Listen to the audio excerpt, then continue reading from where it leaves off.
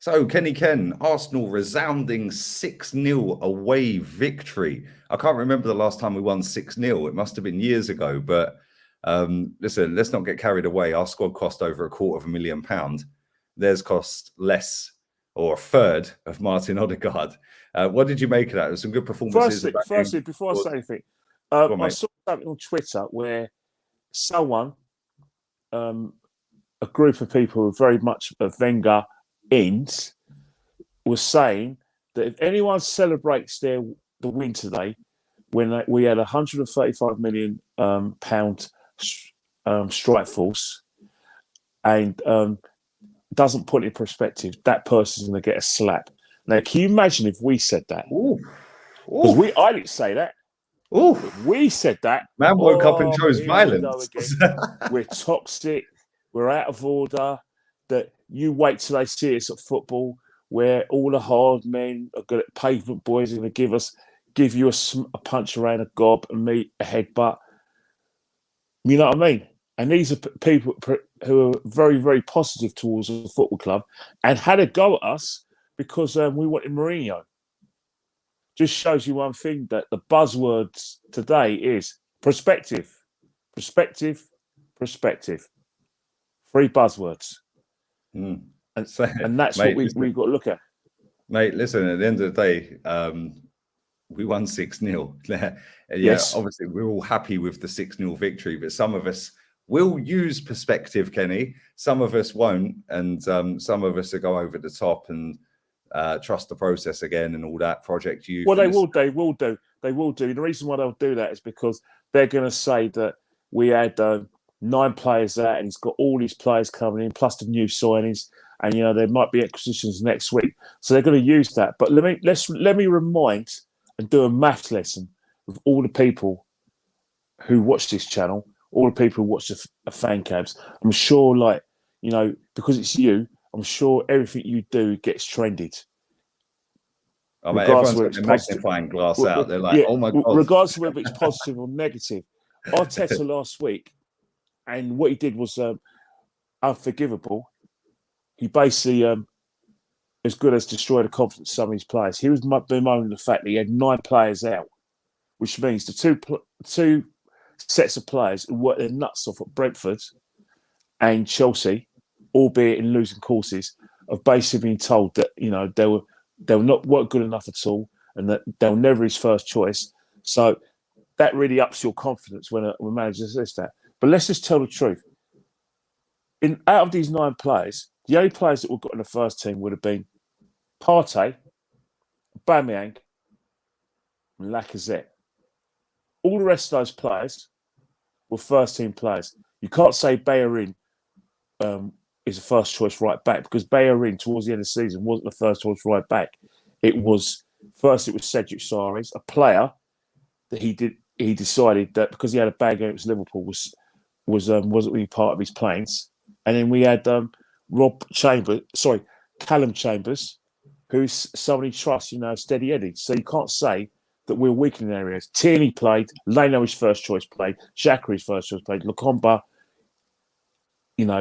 acquitted himself well. We still had a team that was good enough to win at Brentford, despite the fact that we were missing Aubameyang and Lacazette. Everyone talks about Balogun, but it wasn't his game. But that team was good enough. In terms of Chelsea at home, we always tend to be very strong at home, especially when we have crowds. And Chelsea didn't play out their skins. We gave them the game.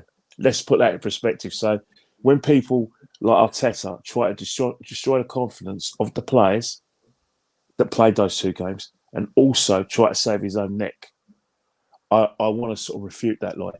So when people start saying, oh yeah, we've got all our players back, let's look at the situation. Let's enjoy the result, because that result wasn't for Arteta. It was for those fans that travelled all the way. Yeah, I was happy for them, man. That is their result, man. That is their result. They deserve that. They deserve that. They deserve 6 goals, and they deserve to be entertained. We entertained them. But we're in the next round, and that's fantastic, because the League Cup is important, because cup competitions like the FA Cup and the League Cup is for us, the fans. It's league positions, which is for the club, and this is what puts food on the table. The Champions League and the top 4, which is what we should be going for. So let's enjoy this result, because let's put it in perspective. Ishmael changed his team to extent he made 11 changes. Yeah. 6 players made their debuts. You know, when you have 6 players making their debuts, they'll make mistakes, and they all made mistakes. All the goals we scored was from good play, but naive, high pressing, and naive high line. But you've got to take what you're given at this stage. But let's put this in perspective. Yeah, 100%. Listen, I just want to touch on a thing that you said a minute ago about, against Brentford. Like, we should be beating Brentford regardless of the 9 100%. players. Yeah, it's not so much like our fans can use that, we can't compete with Chelsea line as much as they want, or City, yeah. But look at what West Ham are doing. West Ham, Moyes got the job a week after Arteta. They were 17th. They're in Europa League, and they've slapped Leicester 3 times in a row. And they've won their first 2 games this season. Yeah. They weren't playing. And they've got a style of play, Kenny, and they've spent a lot less than Arsenal.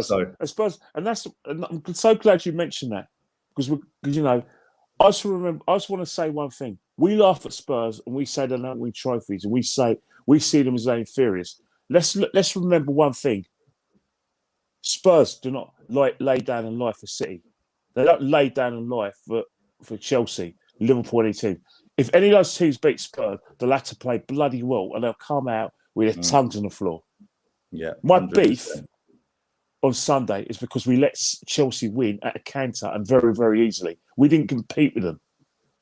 So when I hear fans saying that we can't look at Arteta's performances because we played Chelsea and Man City, I refuse to accept that. Because if Spurs can go there and play Man City home and away and believe that they can go there and win, then so can we. Because we're a bigger team than Spurs, and the caliber of player. Obviously, Spurs have got players with more big game experience than us, because they play in the Champions League regularly, albeit to this till last season and this season when they're playing the conference.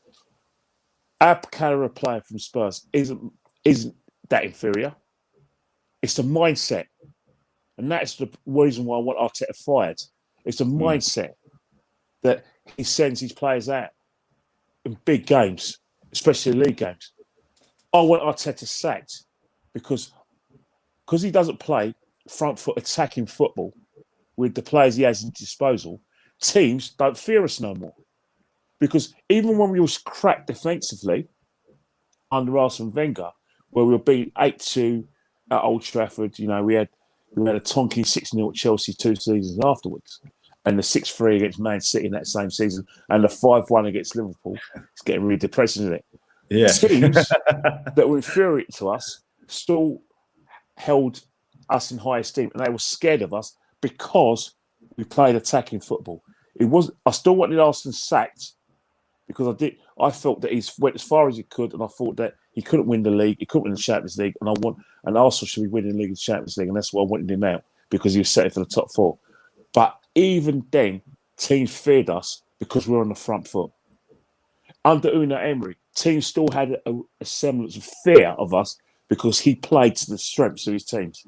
And that is my beef with Mikel Arteta. Defensive football.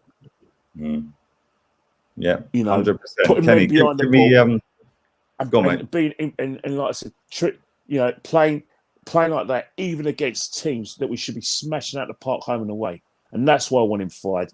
And that's why I'm angry, because I know that when we go on Saturday, my mentality is, if we're a big as club as Man City, if not bigger, we got players who are experienced internationals.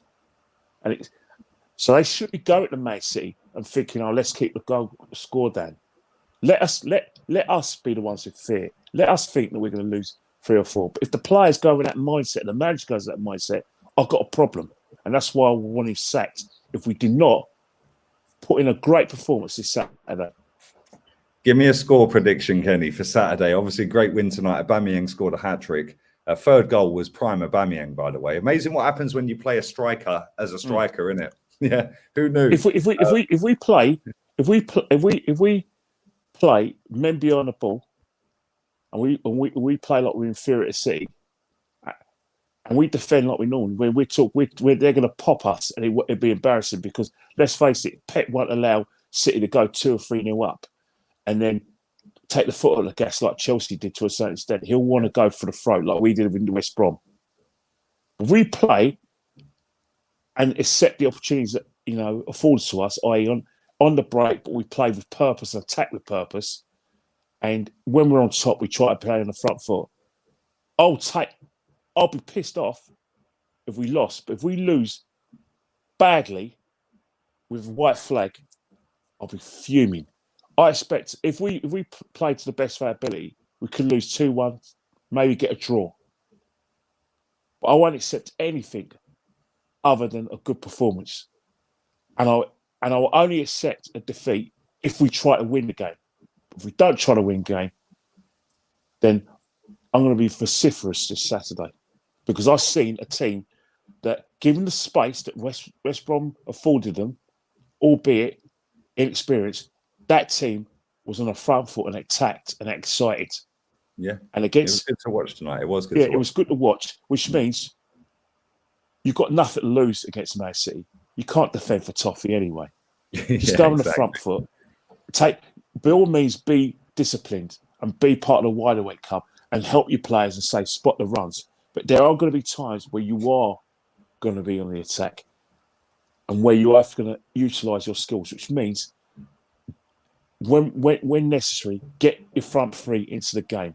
Utilise and unleash the beast. I don't want my front three knackered when they get in the front in the last third because they're doing jobs alien to them. Stop getting them to do jobs they don't know. You're in the results business, Mikel, and it starts this Sunday. If you don't want to accept that part of the job because you're the team manager, pack your bags. Because I'll tell you, adios, amigos. Pack your bags. If we lose against Man City and we lose in an embarrassing way, pack your bags. Big up, Kenny. Listen, we're going to do player ratings in a short while. Definitely. I know it's late. It's 1 a.m. where I am right now. It's midnight. Well, it's 12 it's 12 a.m. So yeah, I better go and watch your video title. Love, Kenny. Thank you, man. I'll tag Say you in that. the link for player ratings shortly. Thank you very much, man. Definitely. Take care.